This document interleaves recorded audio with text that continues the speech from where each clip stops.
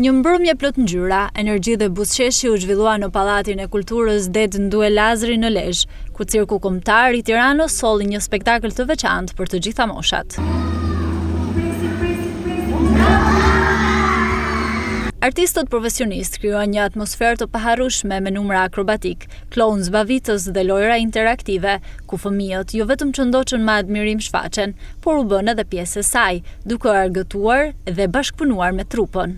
Cirku Kombëtar është duke bërë shfaqje në të gjithë qytetet e Shqipërisë. Sot ishim në Lezhë, në qytetin e bukur të Lezhës, dhe ja kaluam shumë mirë.